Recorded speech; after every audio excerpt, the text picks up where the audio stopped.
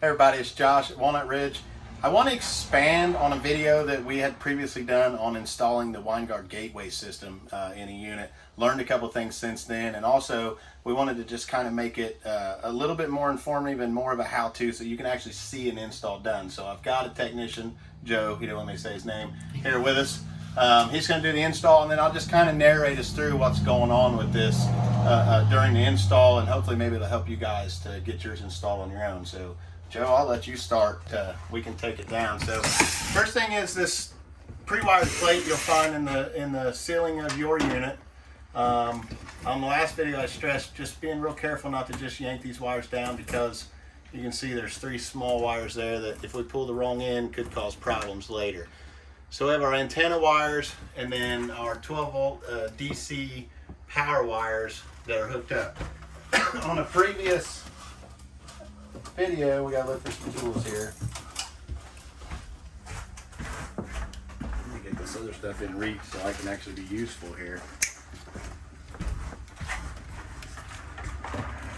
So on the previous video, I talked about finding out which side of this loop is your power, and so we're gonna actually cut into it, and I have a meter here, Joe's meter, that we can find which side is feeding this power and know which side we need to hook our power plug up to.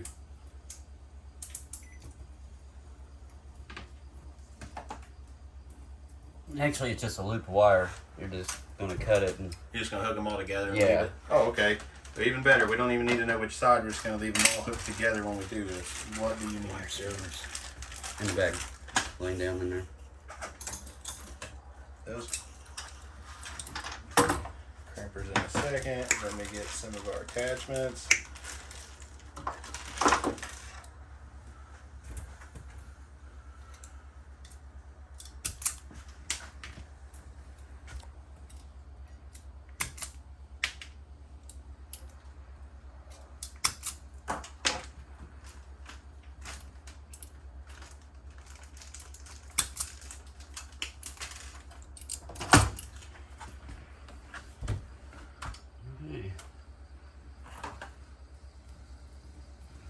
Two coloreds are our hot wires, positive.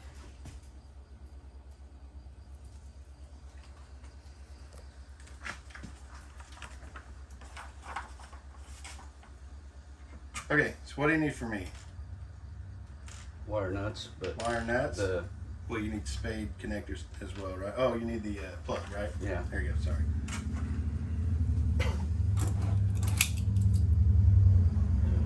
At what point are we going to put the plate on for this hole to be our guide? After you hook all the wiring up? no, they gotta go through that hole. For sure. I've never done this. Sure you have.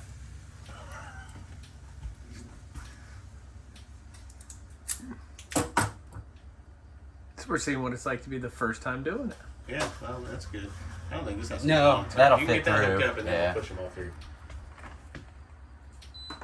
Which is perfectly fine, because we're going to give all the viewers a chance to experience our first time install too, so we can show how easy it's going to be in the end run. Okay. Now, one thing I did learn on these, Orange. Give me an orange wire nut. That's the big yellow. My And you did say colored wires are power, Mhm. and solid wires are ground. The all white are ground. Okay. so that's the thing on this Keystone unit, is that's the way they have it wired, and I actually talked to the rep from Winegard today. The good news is the gateway itself has polarity protection. So if you're unsure and you don't have a meter to be able to determine which one's positive, which one's negative, it's not going to hurt anything if you hook it up backwards. It's just not going to come on. You just won't get any power. So if you don't get any power and you know your connections are good, then chances are they're just backwards. Swap them around, you're not going to hurt anything. Another thing we talked about in a previous video, if you saw it, was putting this power switch in. Well, this unit, actually, you can tell Joe's got to be on a ladder to do this job. So putting a power switch in the ceiling is not going to be helpful to the customer at all, which, you know, to be able to turn it on and off. But this unit is equipped with a solar package, a battery disconnect, So we can just wire this direct power and not have to put the switch in, because the solar is going to keep the battery charged on this so it can run all the time. It's a very low amount of voltage and amperage that it's drawing whenever it's not in use. The other thing is if your unit's new enough and it's pre-wired with this, chances are it's also going to have that battery disconnect, and that can serve as your on and off to put on there. So next thing we got to put this plate on. And let's see, that's these 4 screws, I believe. Yeah, because they're tapered. I'm just seeing room. Make sure I have enough room to do it this way. Or should we have the Winegard facing this way? It just depends on how you want to read it.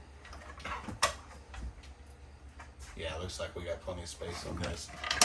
It's really not going to matter too much. Which way we go? And you need a Phillips bit for these screws. Another thing I did find out talking to the rep today is there's a SIM card in this, and I'll actually let you.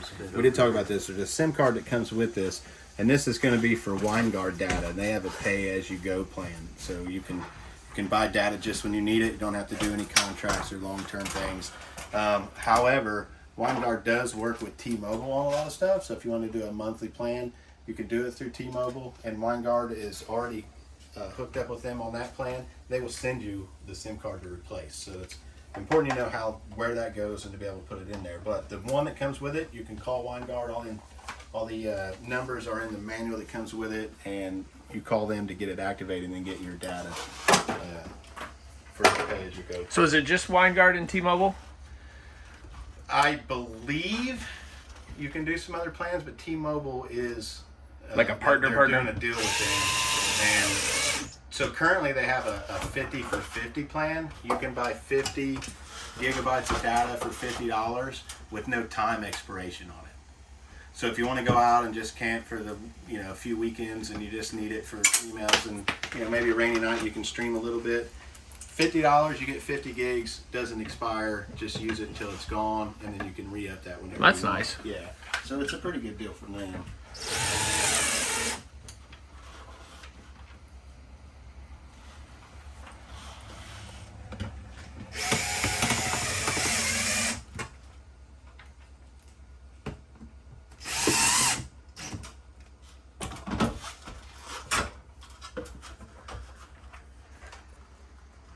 So now I remember in the previous video, antenna colors were specific. They weren't marked on the back of the Winegard, correct? Yes. So the red wire goes to number 2.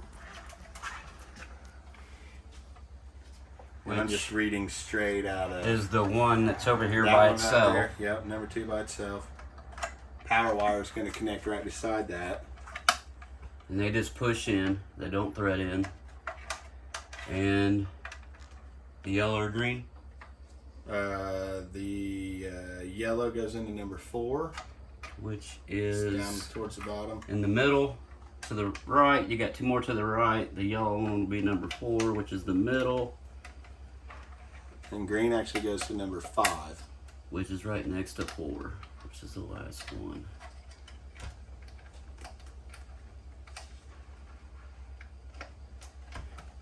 And our power plug goes next to the red one. There's a clip, white clip. It's the only place it can go. And you can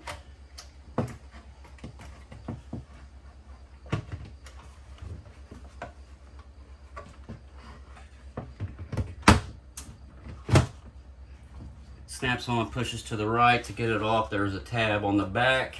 Will be on the front here. You probably can't see it. Push it up and it'll slide, or pull it down and it'll slide right back off.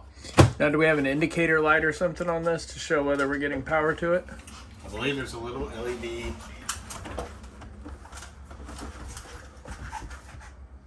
I don't see one. It could be on the inside. Yeah, there's a green light flashing on the inside. Okay, so we know we're getting power to it. Yeah, so it's on.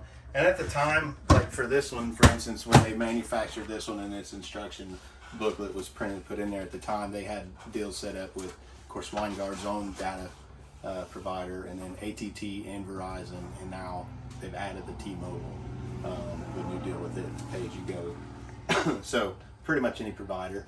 The rest of it from here is going to be like a normal router setup. So now it's going to be the time you're going to have to either have a laptop, or you can probably do it on your phone. You're going to go ahead and set up your password and all that stuff. Get your provider going. They'll have to activate it, and then the instructions will walk you through all that. But the hardware installation is just that simple. It's add the wiring, plug them in, make sure it's mounted securely, and you're good to go. Joe, you did it like a pro. It was your first time. We didn't have a bunch of extra parts left over, so that's good.